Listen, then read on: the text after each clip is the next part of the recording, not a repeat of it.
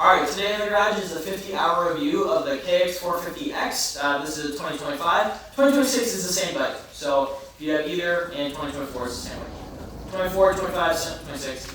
And sorry if you can hear the rain in the background. It has been downpouring for the last, 3-4 days. There's a tornado earlier. It's been a week, I would say, in southern Wisconsin. It's getting pretty bad out there, I guess. There's thunder, I don't know if you can hear that. Like I said, 50-hour review.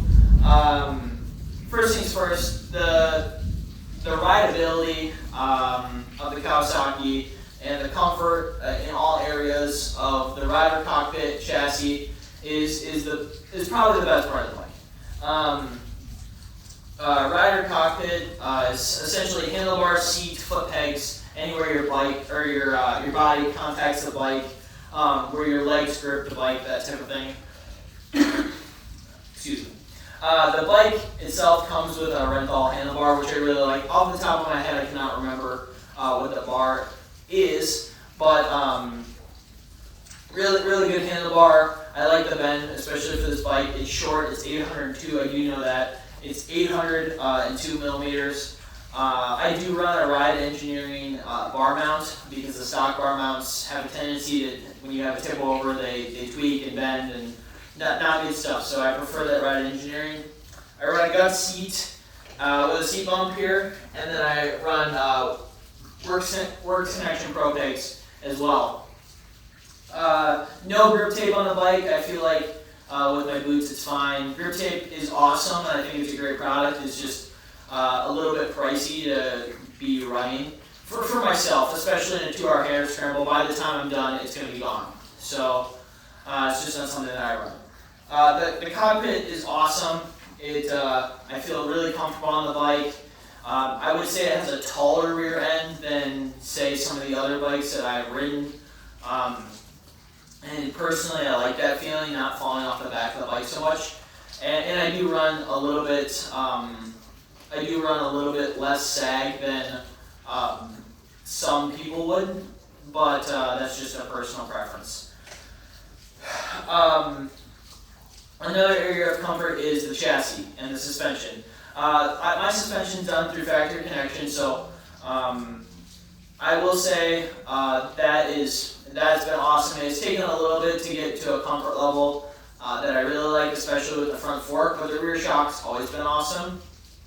I do think that the Showa suspension that comes on the Kawasaki's is, from the best way I've heard it described, is it's a little bit more performance oriented than KYB fork, and by that it just means that you're not going to get the plushness that a KYB has. It's still going to move through the stroke fine, and you still are going to find some comfort, but it might not just be as plush as a KYB setting. And I do kind of agree with that, coming off of my beta and going to this. Now I have found a setting that I like with this. It's just not as comforting, as plush as my beta in the past. But that doesn't mean it's not good. It's a very good setting. And then the chassis itself, you would feel that like going through the pits, going through like small holes, or if you go into a corner and you feel some of those braking bumps, some of that chatter. If your suspension's already compressed and in the stroke, you're not going to get any more. You're not going to get any more out of it. That's when you're going to feel the chassis flex or not flex if you're on certain bikes, or so you'll feel that going into corners through those bumps, rocks. Another area that I think as well is if you're going, say if you loft the front tire in the air and you come down on a rock and it either wants to pitch one way or the other. That side-to-side deflection is one area too that I think the chassis is really good at. That's a really good feel. If you're getting a lot of deflection, that's more from the chassis rather than your suspension. And one thing that I've done on this bike is engine mounts to even make that less, make it more flexible than what it is stock. as far as upgrades, I've done a lot to it. Works connection pieces, hand guards. The bike doesn't come with hand guards, so there's some things that the Kawasaki can be a little bit better on. With the bike is just maybe a little bit more attention to detail with some of the stuff. And with that is some of the areas that could use a little bit more attention is, and the only areas I've really had problems with is the chain lock back here. That has been an issue because, well, the stock one was an issue. I've replaced it to an insurance, but the stock one is an issue because it just bends. It was really weak. And you need to have one that's a little bit sturdier, especially if you're going over logs roots. Even deep ruts would probably bend this, and then you could derail your chain. You could do more damage. And then another area is I just recently had a stator gasket go bad, and I replaced that just recently. That was only about $20, and I replaced a couple other things to try to give myself some insurance and try to figure out, well, honestly, what was leaking because it was kind of hard to tell. So all in, that was only about $30 worth of seals over on the left side of the bike. With the main,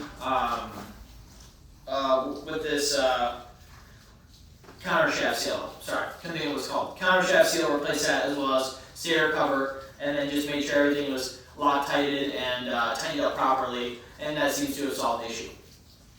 Only other things is some of the hardware on the bike. Some of the bolts just aren't up to quality, I think, of some of the other bikes I've worked on. And then another thing is the bike has seat bolts, which it's ridiculous. We're in 2026, almost 2027, and the Kawasaki still comes with seat bolts. It's absolutely ridiculous. That's one thing the Beta was awesome, it had a seat button. So what I've done is at Ace Hardware, they just have a nut with some flanges on it that can go into plastic and hold it there. That's what I've done. It seems to have really helped out. Gone to a different seat bolt itself through spec bolt, and that's what I have. The rest of the bike is spec bolts because you might lose some bolts over time.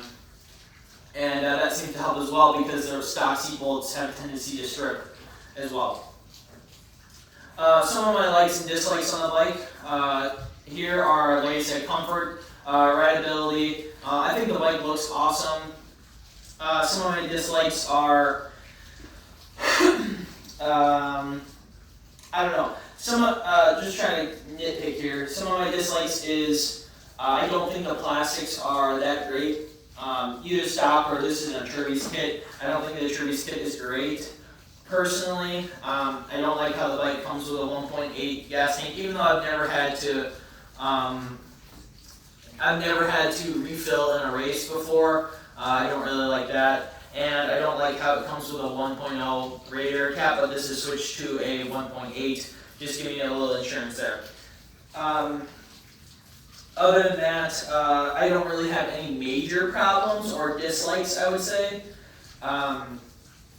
But things that I really like are, I like the chassis, I like the power, I like the 450. I don't even know if it's a 450 thing. I might feel the same on a 250 or a 350. I just like the 4-stroke. The luggability of it is something that I didn't think was going to be there. I thought it would be a little bit more high-strung. I would have to clutch it a lot more, but not something that I really have had problems with. I like this bike because I can run second, third gear, and sometimes first, and have no problems.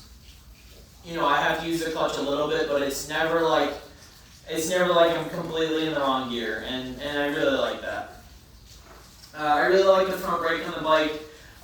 In the past I've had a Nissan front brake, and this Brembo is really awesome, and I really do like that. Other than that, another dislike I have, I'm just thinking about this now, is the way the skid plate mounts. I really don't like that.